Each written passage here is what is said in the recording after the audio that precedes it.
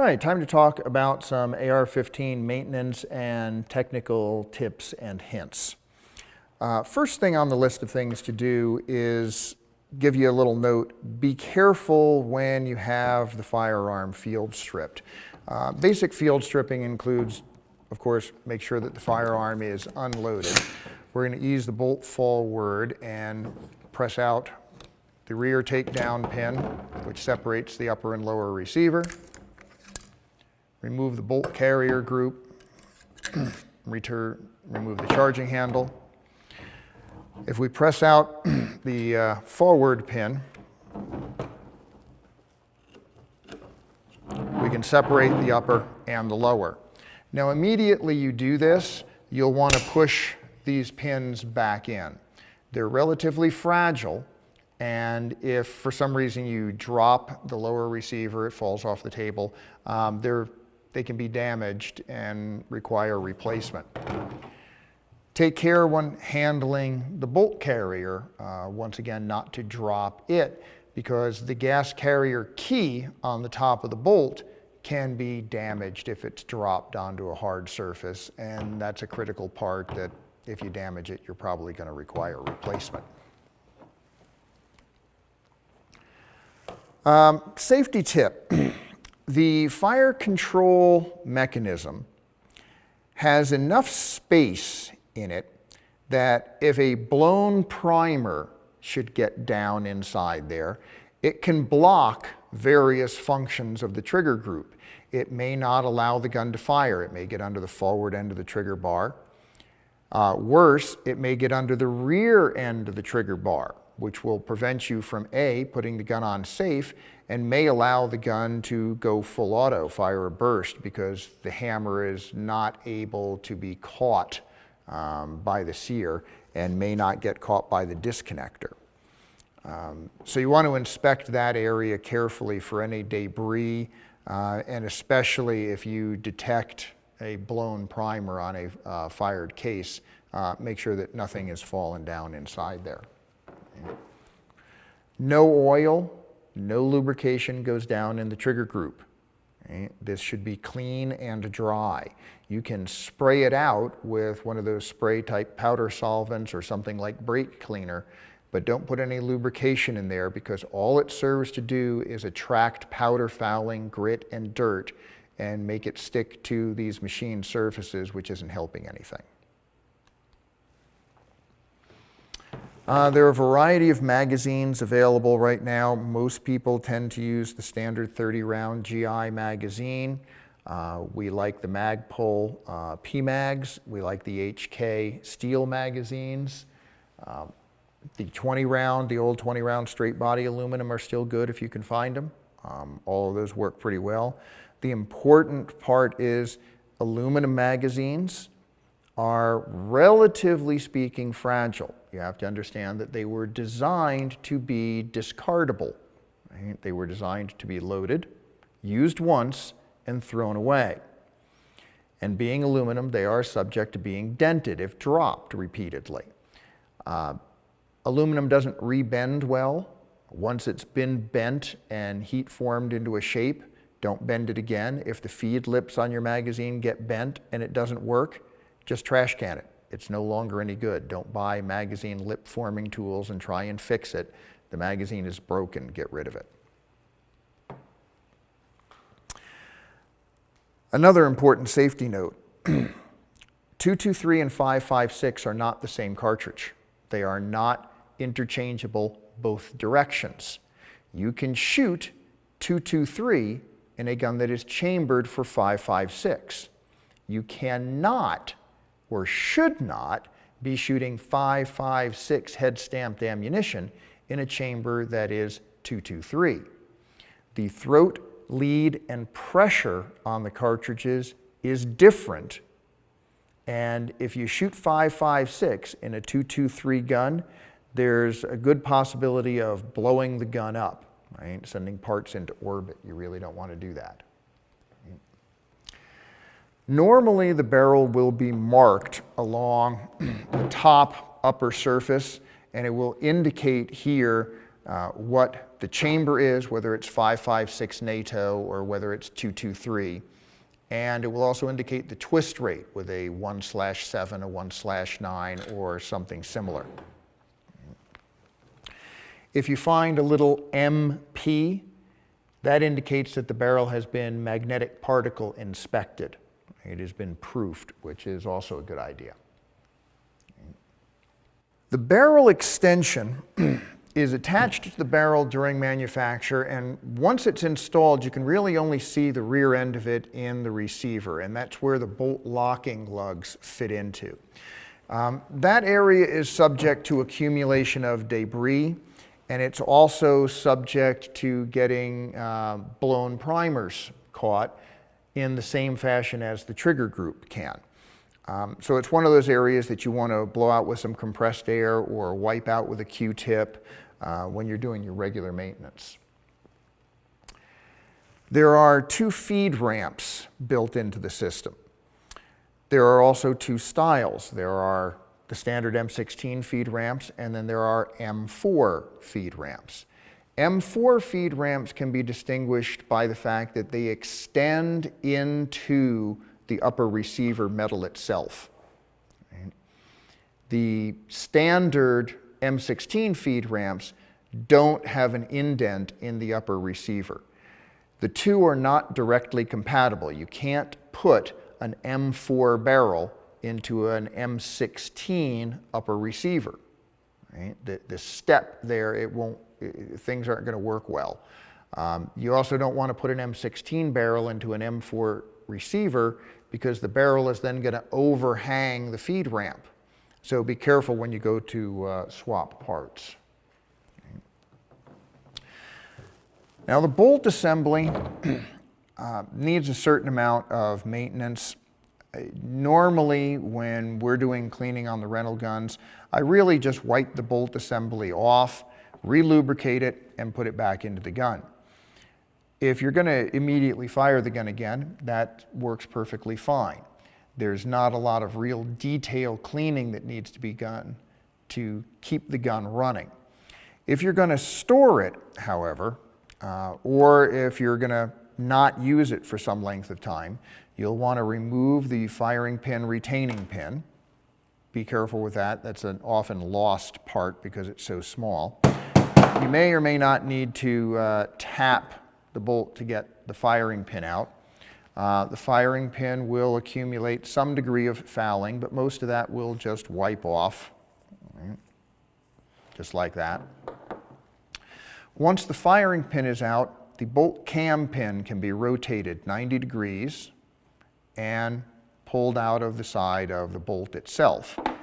And then the bolt will pull straight forward out of the bolt carrier. Now the bolt carrier, the key to inspect are the 2 nuts at the top of the gas carrier key. This key transmits gas down into the bolt carrier and makes the gun run, and it is 2 parts. It is screwed to the carrier body. This is supposed to be staked at the factory. There's supposed to be punch marks here locking those screws in place. This is an often overlooked item by many manufacturers. They don't bother to stake this, or they don't stake it very well. And if these screws come loose and the gas carrier key wobbles, then you're going to leak gas here and the gun's not going to run very well. So inspect this, check this to see that it is tight, there's no movement, and that the staking is holding these screws in place and neither of the screws are broken, anything like that. When it comes time to lubricate this and put it back in the gun, there are 4 raised areas right here at the top on each side of the carrier key, and then on the bottom edges of the bolt. And you can tell that these are the friction areas because there's some shiny spots. The parkerizing has been worn off of those areas because that's what's rubbing on the receiver. That's where you put lube. There is no need to put lubrication on any part of the bolt back here at the rear, or these grooves that are in the bolt for the forward assist, or this surface, there's no reason to put lubrication there. All it's doing is contributing to fouling. It will make more stuff stick to the bolt carrier, right? So there's no reason to put anything on there. The bolt itself consists of the extractor pinned to the side, the bolt head with the lugs that lock, and then at the rear of the bolt you have 3 gas rings. The gas rings form a seal, much like the piston rings in the engine of your car. And the gas is directed down the gas carrier, down the carrier key, into this area, and pushes the bolt, the carrier, to the rear, thereby unlocking the bolt and allowing the whole assembly to come to the rear.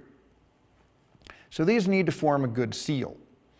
So once you've wiped all of this off, the way you test your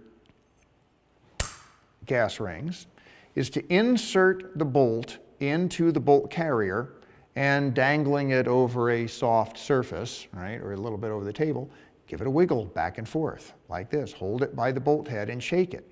If your bolt falls off, right, if the bolt carrier falls off, you need new gas rings. Right? The gas rings last, on average, 3,000 to 5,000 rounds, at which point they'll have lost enough tension in their spring to no longer form a good seal, and they'll need to be replaced. All you really do is reach in there with a fingernail, peel them off, and then wrap the new ones on. Fairly straightforward process. The extractor spring is another wear point, and because the gas is directed right here against the base of the bolt head gets fairly hot in operation. Heat kills springs. So at about the same time you need to replace the gas rings, you'll probably need to replace the extractor spring. The extractor spring is easily gotten to by using the tip of the firing pin to press on the extractor retaining pin. You'll probably need to apply a little force to the side of the extractor. The extractor retaining pin will come off, and then your extractor will come out. The spring is retained on the extractor, right? It's slightly oversized and is a press fit into the hole. I have installed a D-ring, right? That little rubber ring provides additional extractor tension. It is an aftermarket part I highly recommend. That will actually allow the gun to run even if there is no extractor spring in the gun. If the spring is broken, it will still work. When replacing the extractor spring, there is a small rubber buffer in the center of the spring. Replace the buffer at the same time that you replace the spring. Basically, you're just going to need a pair of small smooth nose pliers, grab the spring, pull it off, take the new spring, press it into place. You'll feel a little click as it goes on, and then it'll be attached like this one is to the extractor. Press the extractor back in place, put the pin back in, and you're done. This should be part of normal maintenance. Right? Any operator of the gun should be able to do this as normal maintenance, and you should keep in your kit spare extractor springs, spare extractor pins, spare extractor, spare firing pin retainer, and a set of gas rings, right? As these are normal wear parts and need a certain amount of replacement. I don't worry too much about firing pins. You don't often break them. Certainly the entire bolt head is rarely broken in a mil-spec type gun. And the same thing goes for the bolt carrier key. Once the screws and the key is properly staked, it's very seldom that you need a replacement. You're probably going to need to go to the armorer to get that done anyway. As we reassemble the gun, and I go ahead and put the extractor and extractor pin back in.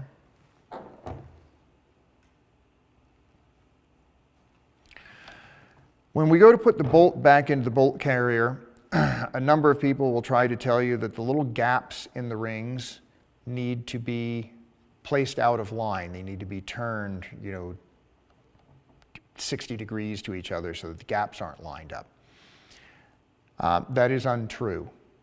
In point of fact, the gun will run perfectly well with a single good gas ring installed. Right? The 3 rings are simply there for redundancy, and the alignment of the gaps is irrelevant.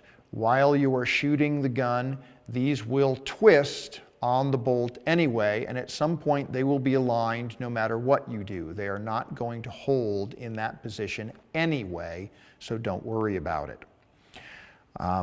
When you're cleaning it, this back surface of the bolt, you don't have to worry about getting every little bit of carbon off the back of that, because it's a lot like the top of the piston in the engine of your car. I'm sure you don't go out there and scrub the pistons regularly. The same thing applies here. There's pretty much a fixed amount of fouling that's going to accumulate there, and the rest of it is just going to fall off and flake off naturally anyway.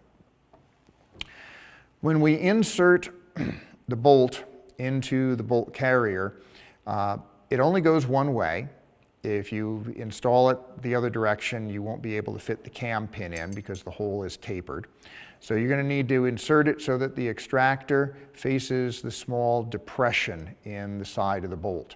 Press that to the rear, line up the cam pin hole so you can take the cam pin and reinsert it back into the bolt. Turn it 90 degrees so that the firing pin hole lines up. Drop the firing pin all the way into the bolt. It must go all the way flush. Common problem here is not inserting the firing pin all the way and then placing the firing pin retainer in, and what it does is holds the firing pin to the rear, and then when you reassemble the gun, the firing pin falls out the back, pretty much jamming up the works very nicely and requiring a gunsmith to get the thing apart more often than not, and the gun's certainly not going to work. Right? When properly installed, the firing pin, you should be able to hear it rattle back and forth, and it shouldn't fall out of the bolt. And the firing pin retainer should be flush with the side of the bolt. The large end goes into the depression. I've seen people install it from the other side. Normally you can't get it into the gun unless you use a lot of force. I have seen it done. Belongs in on this side. To get the bolt back into the gun, you need to have the bolt head pulled all the way forward, and it should require a pull. One of the things we do as a test is snap the bolt forward. Just give it a little wrist snap like this. This ensures that the bolt cam pin is properly installed and the bolt is fixed to the bolt carrier. Failure to install the cam pin will result in a bolt that flies across the room, and if you put it into the gun without the cam pin and fire it, you're not going to like the results.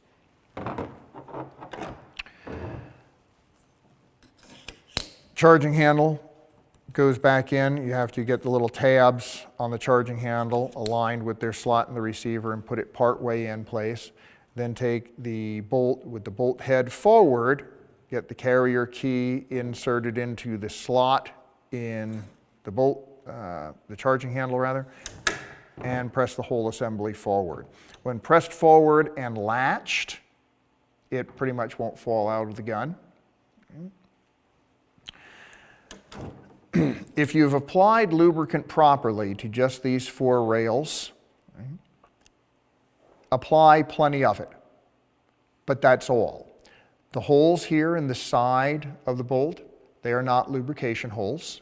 They are in fact gas vent holes for the gas that's being directed down the carrier key. And if you look at slow motion photography of the gun being fired, you'll see distinct puffs of gas coming out of those holes every time the gun is fired. So if you're pouring oil down in there, you're pretty much simply wasting time and money. Right? Just these 4 services are really all that need to be done. If you feel like wiping a little bit of lubricant around the lugs of the bolt to prevent wear, that's fine too.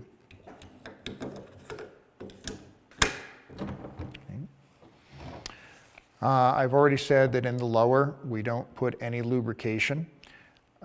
Same thing goes for the buffer and buffer tube. There's no lubrication necessary back here. Whatever lubrication is on the bolt is all that's necessary. The buffer has plenty of clearance back there. There's no need to lubricate it.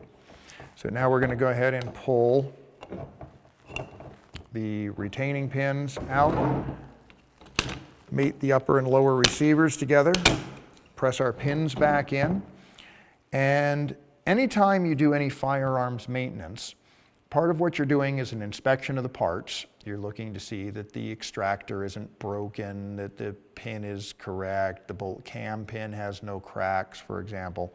You're inspecting all the parts to see that they're normal. Once you reassemble the gun, you should be doing a function check.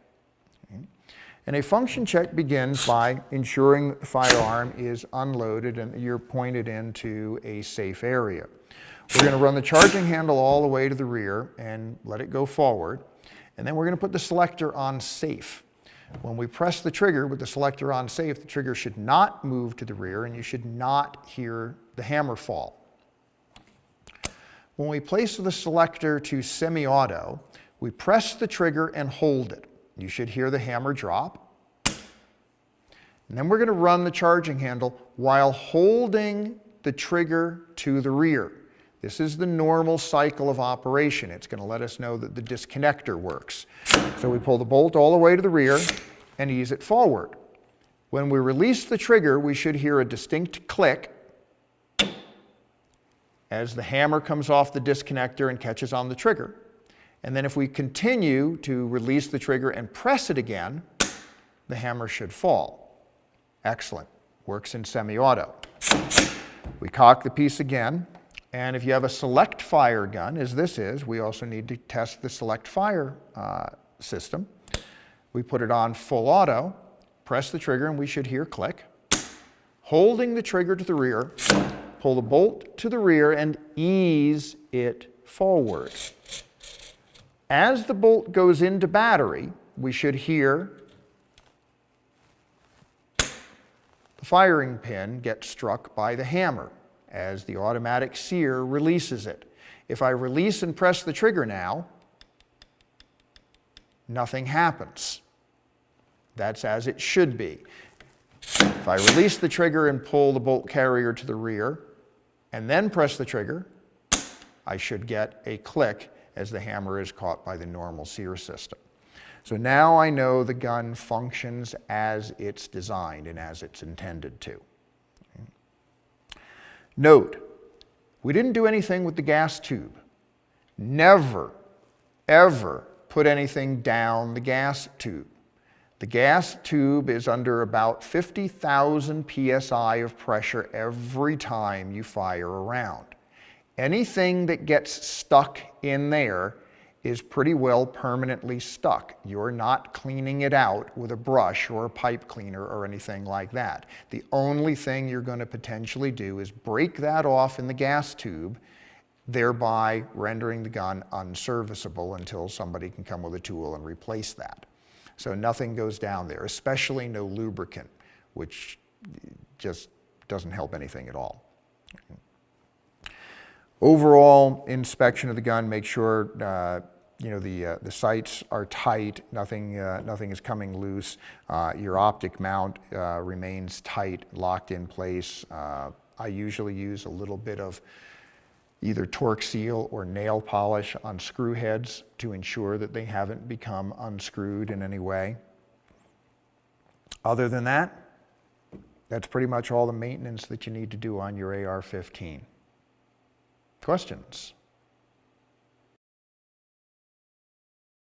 There are basically 3 sorts of lubrication. there's minimal lubrication, in which case you put a thin coat and essentially wipe the lubricant off the surface. This is mainly for corrosion protection.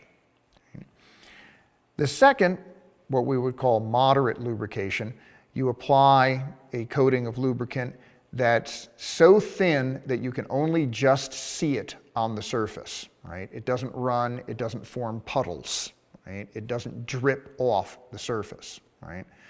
Then we have heavy or wet lubrication. Here, it drips, it's like a slice of New York pizza, right?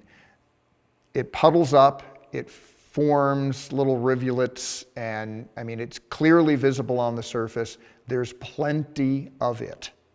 That's how you want to lube the rails on this bolt.